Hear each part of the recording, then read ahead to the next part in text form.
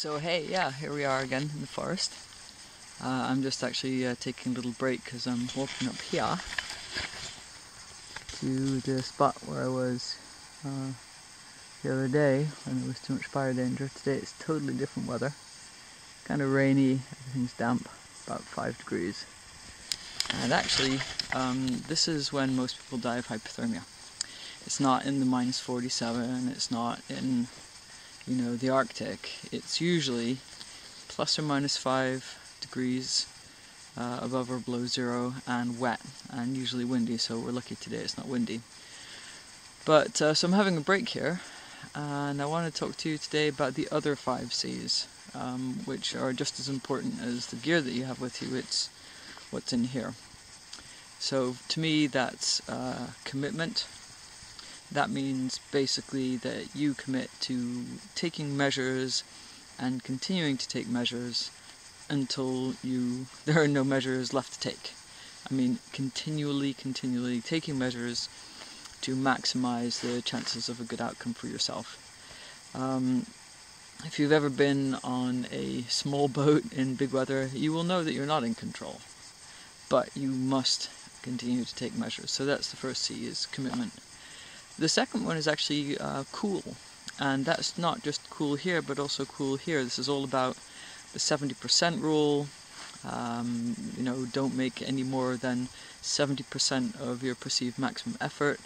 Don't go any more than 70% towards the edges of your competence. Don't take more than 70% of the risk that you think it would be actually okay to take. 70% all the time. You can do the research. There's lots of research as to why Olympic athletes do this when they're training. Basically 70% is the sweet spot for learning. It's the sweet spot for endurance training without getting injured. It's just generally a good idea. Ride it on the tips of your skis, ride it on the tops of your boots or whatever, because you're probably going to be all dragged ass and looking down. Those are the moments when you have to be remembering that. So being cool, it's physically being cool, so trying not to sweat, doing things in a slow way, being cool up here, so just approaching the situation, doing the stop. So stop, think, observe, plan. This I have had a very strong training for in technical diving, because basically there you can't make any mistakes, or let's put it this way, you can't make many, and you need to correct them right away. So you've got to keep your cool. In the situation, if you find yourself in a bad situation and you don't happen to be underwater at the time, like it's just here and you're not in any immediate danger, if you have to freak out, freak out. 7 minutes, run around, scream, shout, cry, throw up, throw rocks, hit a tree, curse yourself, curse the world, do whatever it takes. Get it out of your system.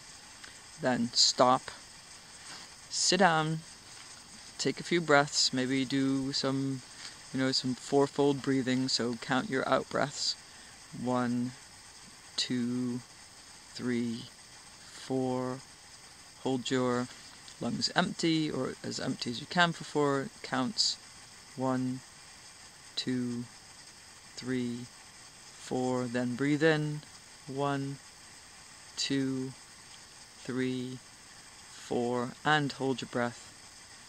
1, 2, 3, 4. So we'll repeat that. Out, 2, 3, 4, empty, 2, 3, 4, in, 2, 3, 4, full, 2, 3, 4. This, far beyond being some wishy-washy, tree hugger stuff, is also known as tactical breathing. It's used by people in high reliability environments all over the world, and it gets you out of the kind of code red head state. We use it underwater to normalize our breathing for our buoyancy when we're scuba diving. It just works. So stop. Think about what's going on. What is it that you're trying to accomplish? Just, you know, literally come to your senses. Look around, just refocus your mind on what it is you're supposed to be doing. Then observe, so look around you, because under stress we tend to get tunnel vision, very narrow, we're just very clenched on what we're doing. Anyone who's ever gotten gripped rock climbing will know that you're just here, there's only one thing in the world. So observe, look around you, look further into the distance, take a look at the weather, look around behind you, above you, and just become aware of the whole 360 degrees sensorium that you're in, and then make a plan. So stop, do some breathing, tactical breathing for camp, think what it is that you're actually trying to achieve, observe all around you with all your senses. So here you can do things like one thing I can see, one thing I can hear, one thing I can smell, one thing I can taste, one thing I can feel, two things I can see, two things I can hear, two things I can smell, starts to get harder, two things I can taste, two things I can feel, and just see how far you can go with that to bring yourself back into some kind of coherent interaction with your environment, and then make a plan. So, first C is commitment, just unutterably important. Simply make a fundamental decision to take measures to maximize your chances of a good outcome. Cool here and in your body. So cool, the stop method, stop, think, observe, plan, and the 70% method, which is all around 70% of maximum perceived effort or whatever. Then you have the third C, which for me is about competence. So practice stuff, you know, really make sure that you're competent with your tools, that you're competent with the equipment that you have, that you're competent to be in the terrain that you're in before you go there. Just do things in a competent manner. Make sure that you're competent enough to be on the trip that you're doing or doing the activity that you're doing. So there's competence. Then there's creativity. That really is all about just figuring out, think about things, what to do. What are the resources that are around you? Which are the ways in which you could use them? What are the things that you could be working on? So creativity, and for instance here, if you look around, what is the creative use of this environment? What is really prevalent in this environment, and what do I need to do? Well, in this case I would really need to be warm if I was going to be stuck here overnight. So look at all this leaf duff, fantastic. So just work on the ideas that you've got and the things that you can do with the environment that you're in. So yeah, creativity,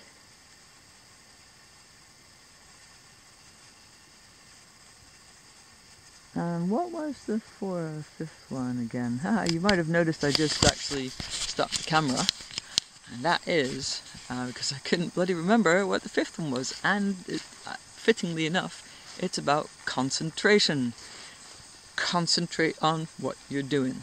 So this is all about just notice and redoing the methods like the stop method and the 70% method, just recapturing and resetting yourself as often as you need to continue to be concentrated on the task. So that's quite funny. I got so into my stuff that I forgot to concentrate. Really quite good at that, but okay. So there you have it. The other 5 C's. Commitment, cool, competence, creativity, and concentration. These to me are just as important as the gear that you have with you, and will get you through very difficult situations where nothing else will really. And in fact, even if you have no gear, it's better to have those states than all the gear in the world, because if you are freaking out and basically give up, all the gear in the world is not going to help you. If you're running around being a spaz and falling off cliffs instead of hunkering down when you really should, all the gear in the world is not going to help you. If you just forget to look around and realize the resources that you have, all the gear in the world is not going to help you, etc., etc. So I've now got my body core temperature into a state where I feel comfortable with continuing upwards here, because it is quite steep. I'm on a little hunting path here, and want to make sure that I don't end up getting all wet inside my Gore-Tex here. So I just think I will carry on a little bit and have a look around. Here we are in the area where I was the other day when I decided not to burn the forest down. But I want to show you guys now a very quick and easy way of making a sort of survival environment with your reusable space blanket. I also want to just show you how I carry mine around. So I actually leave a kind of a skirt dangling, and I learned that in fact from Les Stroud on Survivorman. If you put it on your belt like this and you just let that dangle down, then all you have to do to sit down with a dry bum is to sit down, because it's hanging there and you'll have a dry bum. So this is going to be now about a little bit about location. So I'm going to get lots and lots and lots and lots of leaf duff for this thing, but I also want to be off the ground a bit. So things I'm looking for, not being right in the bottom, because that's where the water and the mud will accumulate, but maybe sort of that spot right there. I'm going to pile a whole bunch of this brushwood up there, and there's actually a fair bit of it lying there already. There's some over here, there's some over here, there's some over here. There's quite a bit of it right here as well, so I'm going to make a massive pile of that stuff. And then I'm going to use the reusable space blanket here to help me collect the dead leaves, because it's just much easier to collect them all and then sort of carry that down to where you're staying. And you just try to go from up downhill. You'd be amazed the number of times you see people sort of dragging things uphill. Don't really get that. But yeah, so I'll do that. There are some nice long staves right over there, and quite a few along here, which I will use to kind of corral the leaf duff and the twigs and so on. And yeah, we'll see how long it takes me to get something that I could actually be comfortable in overnight. Probably may not. I'm not going to overnight in it tonight, because actually I have to get on a plane tomorrow to the States. But I think if I lay down in it for a while and be very still, I'll soon find out whether it's going to be warm enough. But again, as I was saying in the other video, all you really have to do to get warm is stand up and walk around and do something strenuous for 10 to 15 minutes. And if you have to do that, 10 times in the night, then you just do that 10 times in the night. It is what it is. It's not going to be the best sleep ever, but you'll make it through the night, no problem. And that's the general idea. So, I really like this bit of woods actually. Just looking above me for widowmakers. We have had some really dreadful storms last few weeks, and people are just, please do not go out in the woods in really windy weather. And if there's been a big storm and there's still lots of snags and hang-ups, and their forestry is working on clearing the timber, then please stay out of the area. We have some mountains just to the west of here where the Forestry Commission has shut off the whole area because they're clearing, and people just walk through and they get mad when you tell them not to go there because it's dangerous. So, you know, what can I say about that other than glad it's not me. See, even over there's a couple. So just pay attention, concentrate on what you're doing. 7 C's: commitment, cool, competence, creativity, and concentration on the matter at hand. Concentration. So I shall concentrate on this now. Don't forget to drink the water. I happen to know that this is spring fed from just a little bit up, but if you weren't certain of that, then you'd probably want to boil it. Voila. So I started this at 1548, and it's now 1615, so that's perfectly adequate little pile to keep you off the ground and keep you pretty warm. So now what we have to do is to basically gather lots and lots and lots and lots of leaf duff, and we'll see that takes way longer than you think. And everybody was like, yeah, leaf duff, sort of leaf duff shelter. Yeah, until you actually try it. It's a lot of leaf duff. But yeah, there's plenty of it around, so we'll see. Also, do yourself a favor and pick the far away stuff first, because as you get more tired and more cold, you'll want to, you'll appreciate being able to just sort of go around the area, immediate area. Plus, you may or may not have a light. You can't assume that your light will work all night, and then it's good to have thought about where you're going to get any additional insulation and whatever from. That also counts for firewood, by the way, if you are using fire, which I won't be here. So that will do to keep me off the ground, and actually looks pretty cozy. Same effect as yesterday, it's just a framework of logs side on and long ways with lots of insulation in the bottom. And ideally I would like to have about that much leaf duff as well, but I think that might be a bit of a challenge, so we will see. Oh yeah, I forgot to mention, in this scenario I'm going to be assuming that it's hosing it down with rain, because that's basically pretty much the worst case.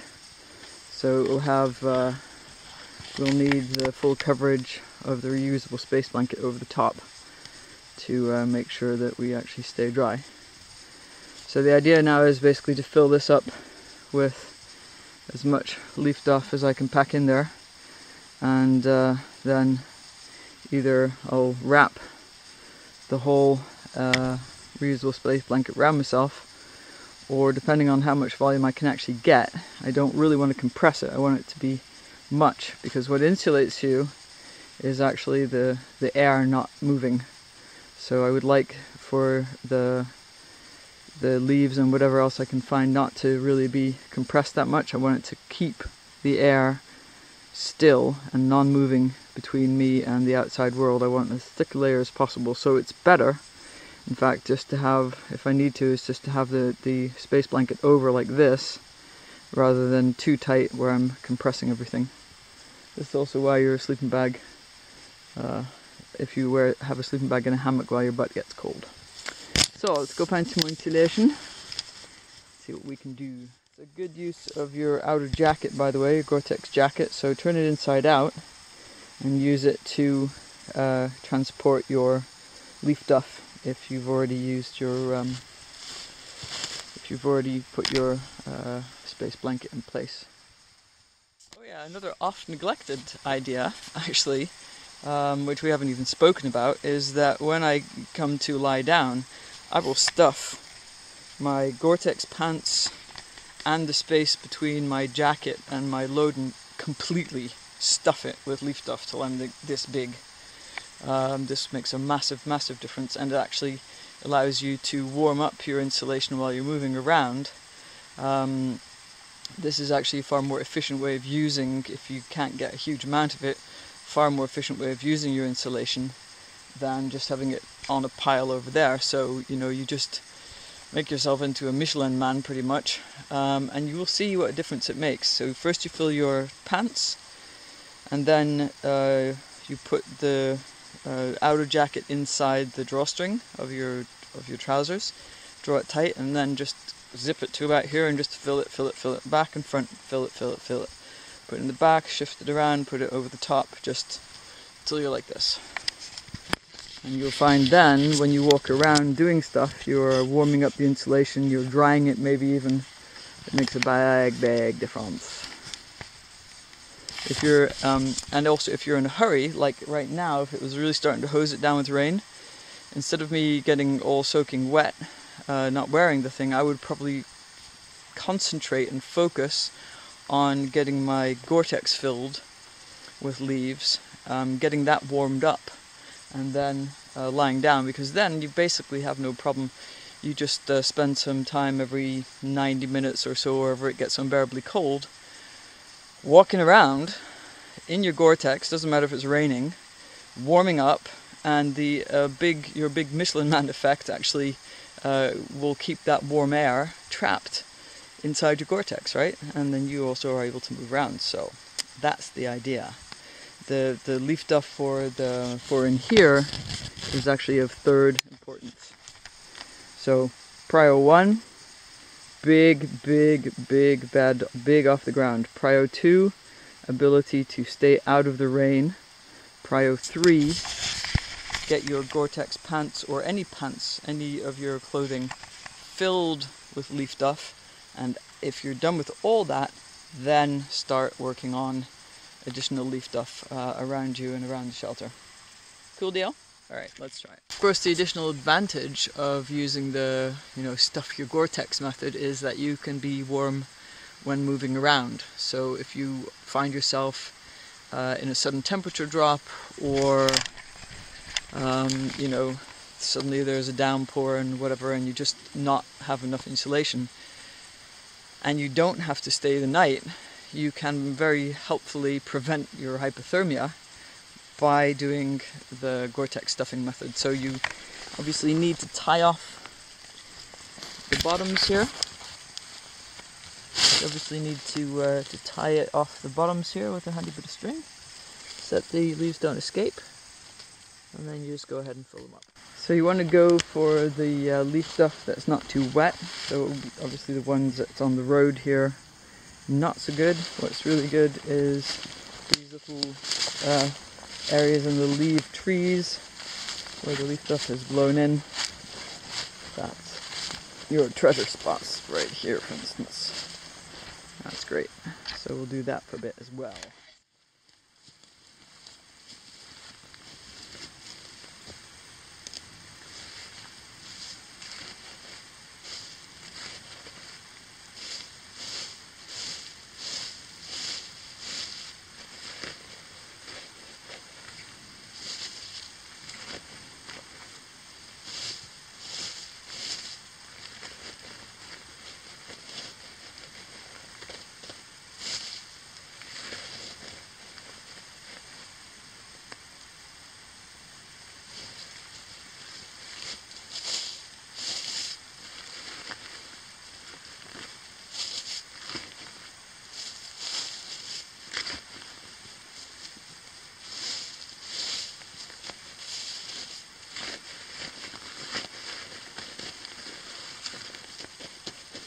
See this already starting here? You can just imagine how warm that's going to get when it's completely full, yeah? Alright, I will continue, but it is getting a bit dark filming now. So we'll see you when I'm laying down. Oh yeah, and by the way, that's another reason for getting your Gore-Tex really far too big. This is British military heavy duty stuff. So you see this is now really quite padded. It's actually even starting to get a bit too warm moving around, but that's the whole point, is that whenever you end up feeling cool in the night, you just get up off your bed, move around for 10 minutes and then go back down. And even if it means you can only rest in bouts of like 35 to 40 minutes, it doesn't matter, because it will get you through the night, and that's the point. Let's go down there now. So, final bits in here. Yeah, it might look a bit weird. You might think it's a bit weird, but look at all this. Better than a down jacket. And I know. You can even stuff your hood completely full with the stuff as well if you want. And button everything up. And I know I'm fine for the night. See ya.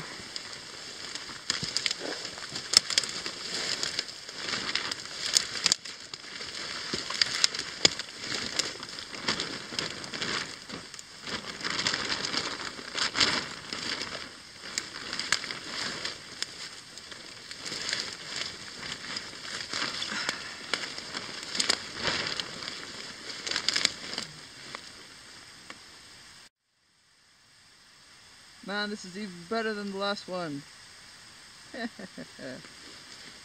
Just say no to unnecessary suffering, dudes. I'm actually too hot in here. Let's see what happens.